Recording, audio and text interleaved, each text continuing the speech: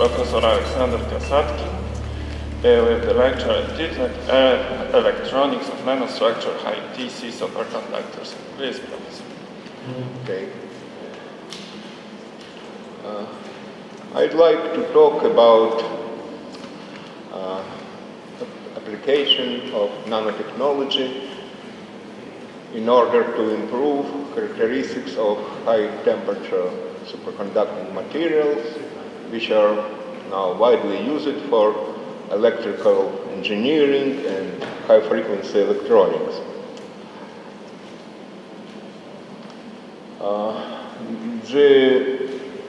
One of the most popular nanotechnology approaches consists in implantation of the electric nanoparticles inside of high-temperature superconductor thin film or coating in order to obtain higher values of the critical current in these materials.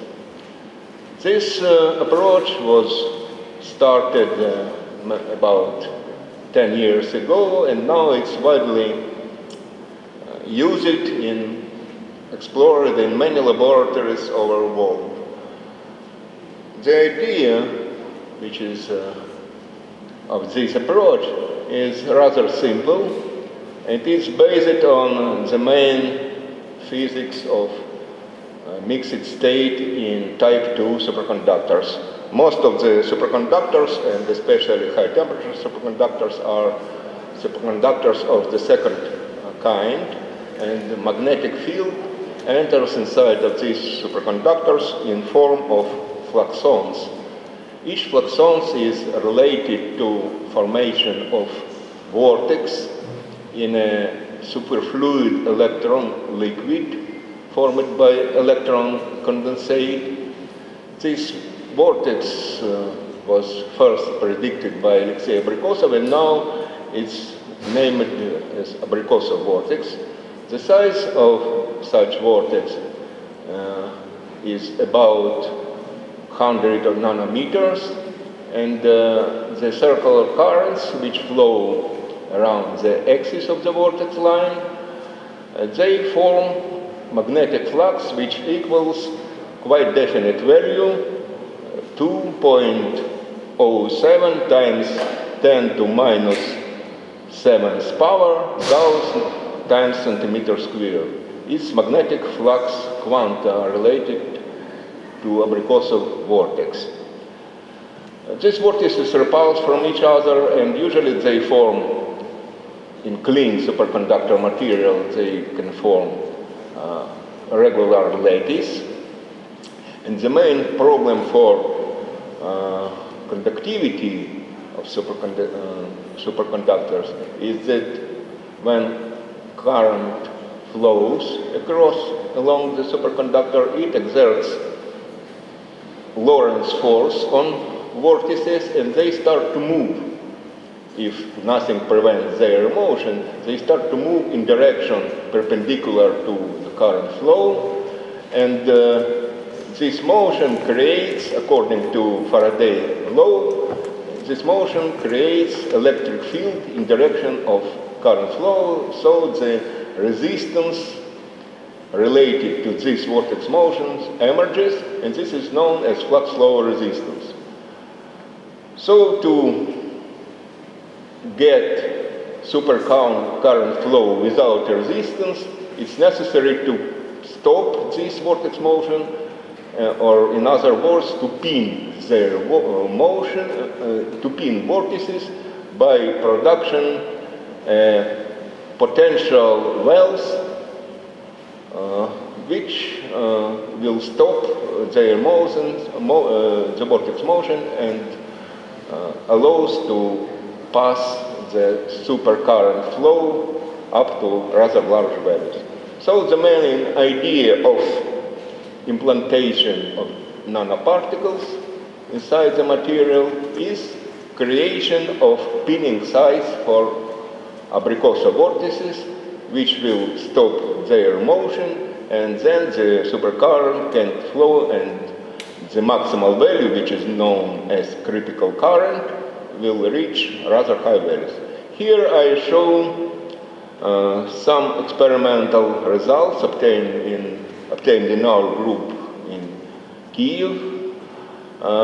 These are electron microscopy images for the electric nanoparticles inside of high-temperature superconducting films, nanoparticles of the phase barium, zirconium, oxygen 3, BZO, abbreviation of this kind of nanoparticles. Usually they are a few nanometers in diameter, and sometimes at special conditions these nanoparticles can form self-organized columns, which are called nanorods.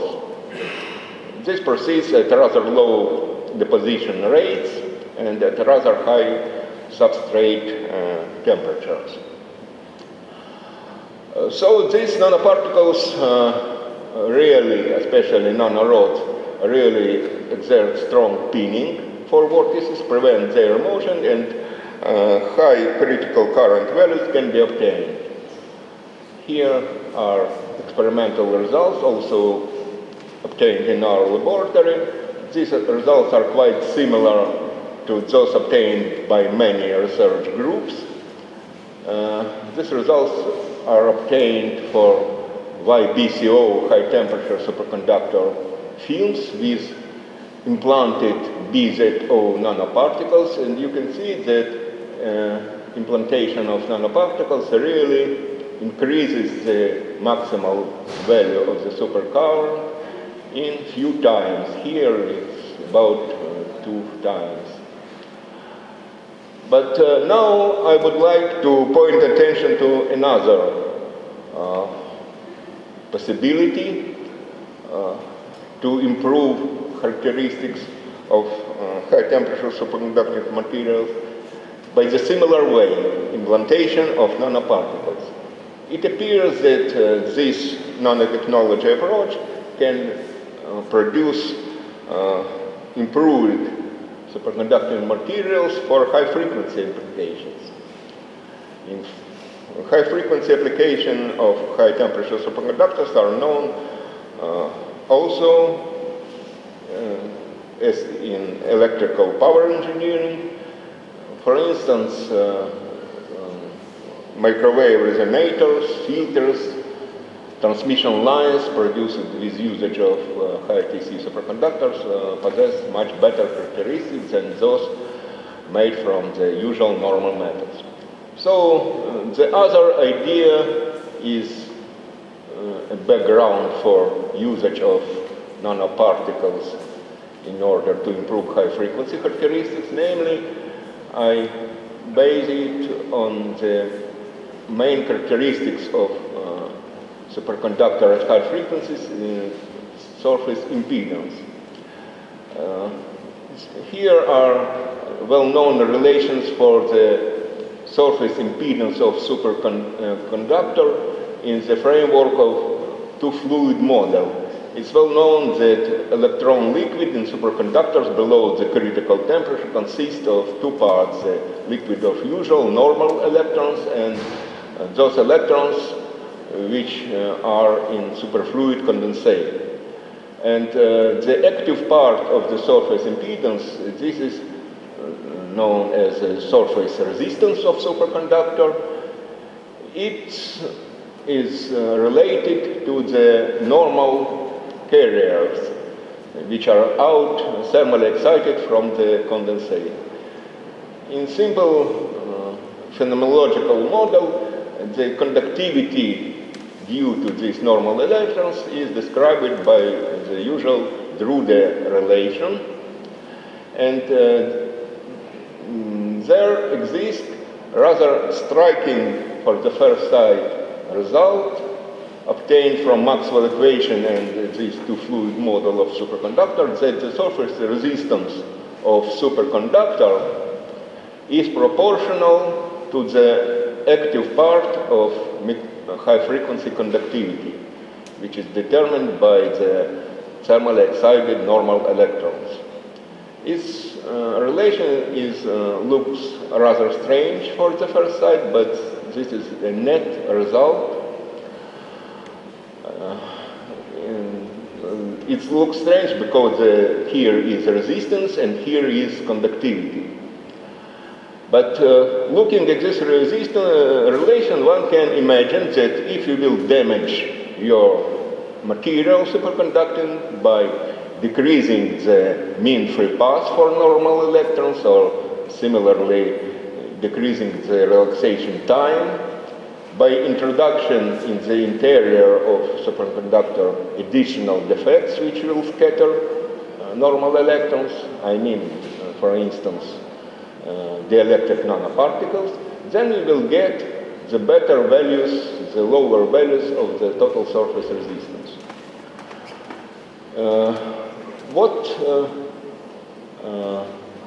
What demands can be used for improvement of material for high-frequency applications? First, we have to get low surface resistance values. Then this surface resistance should not depend on applied DC magnetic field. And also very important is the linearity of microwave response, so the surface resistance should not depend on the amplitude of alternating current. And now I would like to demonstrate that the nanotechnology approach in form of implantation of the electric nanoparticles inside of high TC superconductor will lead to fulfillment of all these demands for improvement of high TC superconductor for RF applications. Now, first, what concerns the value of the surface resistance. When you decrease the conductivity by implantation of the electric nanoparticles and increasing the scattering rate. Here are modeling calculations which show that the surface resistance should decrease when you add these dielectric nanoparticles. This is for rather clean materials, and this is for dirty materials. And here are experimental results which also demonstrate the similar behavioral addition of the electric nanoparticles inside of high TC superconductor by VCO really decreases the absolute value of surface resistance at low temperatures. Next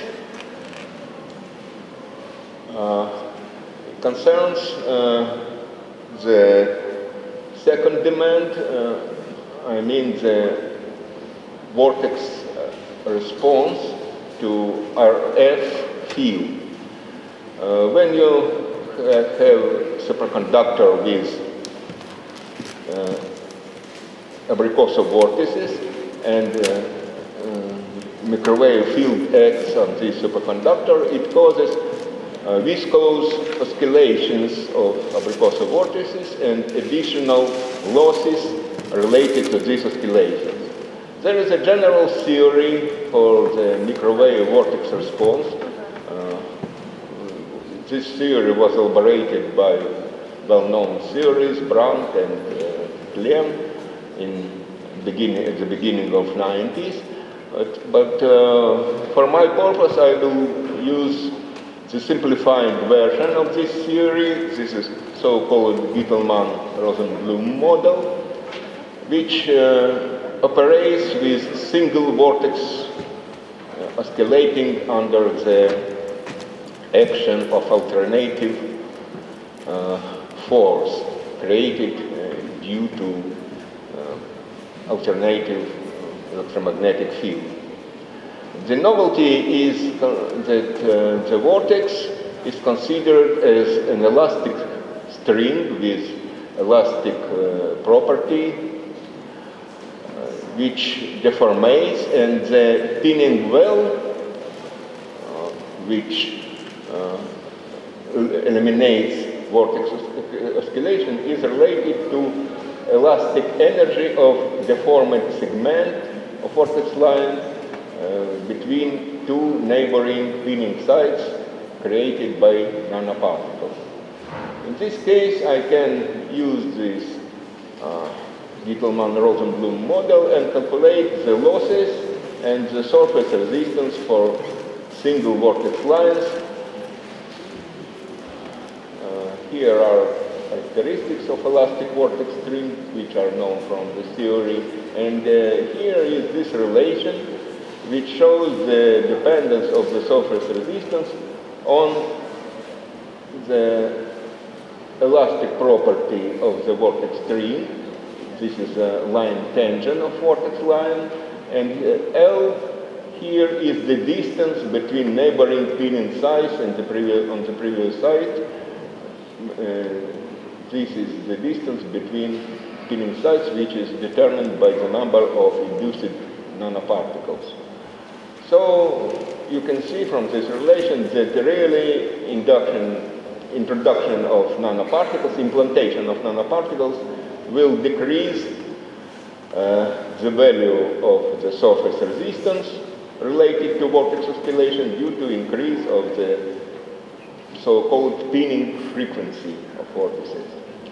And the next, here are also experimental results which confirm this statement.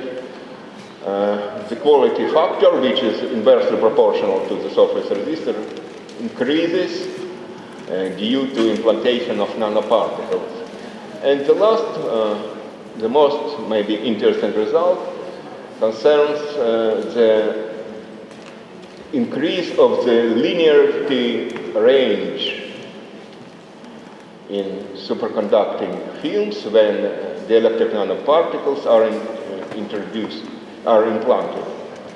You see that here is dependence of the surface resistance on the amplitude of microwave current, and in superconductor with implanted nanoparticles, the threshold for nonlinearity emergence may be increased in few times. These are experimental results also obtained in our group for the first time, and here is a simple model which shows that increase of this nonlinearity threshold is due to increase of the surface barrier for entrance of vortices inside of superconductor. I mean vortices which are created by high alternating current near the edges, and in order to enter inside, they have to overcome the definite surface barrier. So, to conclude, I have argued three items that first, implantation of nanoparticles can decrease the surface resistance by absolute value. Then it will eliminate vortex oscillations and decrease the contribution of vortices to the surface resistance. And the most interesting is that the increase of the surface barrier due to implanted nanoparticles will enhance the range of linear response for high TC fields and improve them for high frequency applications. This is all. Thank you for your attention. Thank you, Professor Kasatkin. We have time for one short question or remark. No question. Thank you, Professor, again.